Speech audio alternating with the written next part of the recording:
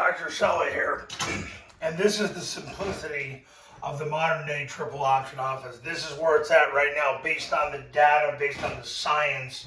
This is where it's at right now. Right now, everything comes off the zone dive. If you've watched videos on this site, you're going to hear me repeat the same thing again, regardless. The offense now, especially with Army and Air Force, everything is based off the zone dive. So basically, they're looking to establish the zone dive, and they're looking to make sure that the action key, which in this case would be the zero technique, gets wedged and removed to clear the path for the B-back. That's where it all starts, because what that does is it forces number one, who would be the read on the triple option, to have to make a decision to take the dive. Too many times in the history of the offense, the triple option offense could not get movement on the action key, and thus number one would just simply keep taking the quarterback, and you don't have yourself a triple option if you dive the play or run a dive on every time you run the triple. You don't have one, you have a dive. So eventually Army figured out, hey, we better make sure we move the action key with overwhelming force, and that's what happened a couple years ago. So it's real simple. You're going to run the zone dive. You're going to get great movement on that action key. You're going to have three guys block him most of the time. Now, what's going to happen is if you get 4+ yards on it, you're going to run it again. And I've said this so many times in so many videos, but I'll say it again. In the history of the NFL, in the last 37 years, if you average 4 yards rushing on first down, you would have led the NFL in rushing the last 37 years. A 4-yard gain on first down is an elite run. It is a 1% run. That's how good it is. So you got to accept that and accept that fact. So if you get 4 yards on zone dive, line up and run it again. If you don't get 4 yards on zone dive, basically then it comes down to, what did number one do? If number one took the quarterback, you're going to run crush and kick, and I have endless videos on how they're doing that right now. All crush and kick is the receiver loads number one, the A-back comes off the block and blocks the mic. Now this is a triple stack defense, so it's a 2-mic defense, and then the B-back runs the play a hole wider, and if number two takes the dive, the quarterback pulls it and goes, and the A-back blocks the corner for him. So basically they run out of people, which is ingenious. And in college, nobody has number two taking the dive. But in high school, with the happy heritage you face, it's entirely possible.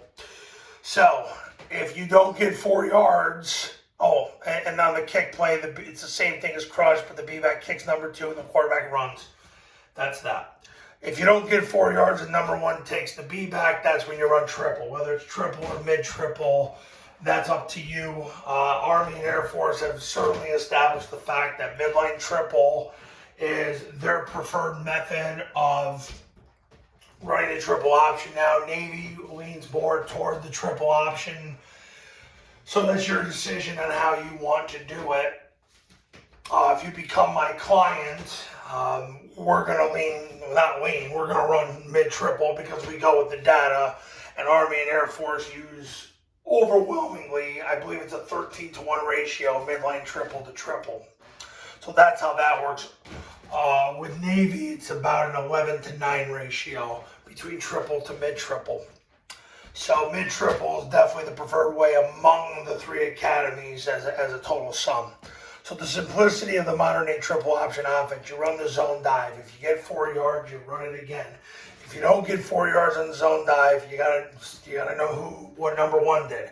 If he takes the quarterback, you're running crush and kick. If he takes the dive, you're running triple. How do you know if he took the dive or the quarterback? Are you going to rely on coaches in the booth? Probably not, because they're football coaches. They're going to go ADD and they're not going to see it.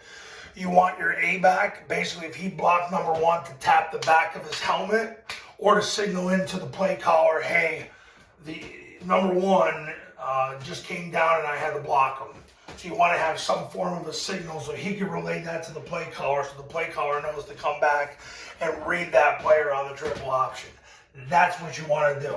I would never trust a coach in the booth. It's the way things are right now. Okay. So, the simplicity of the modern day triple option offense is right there. And coaches, if you're looking to run Army, Navy, and Air Force's triple option offense the right way the first time, give me a call. My number's on the thumbnail of this video, and so is my website. Triple Option Football Academy camps are all done in a 216 rep sequence. So you can run the zone dive, the crush, the kick, the triple, mid-triple, the passing game, the toss, the right way the first time. So give me a call and we'll get it done right, and I'll see you in the next video.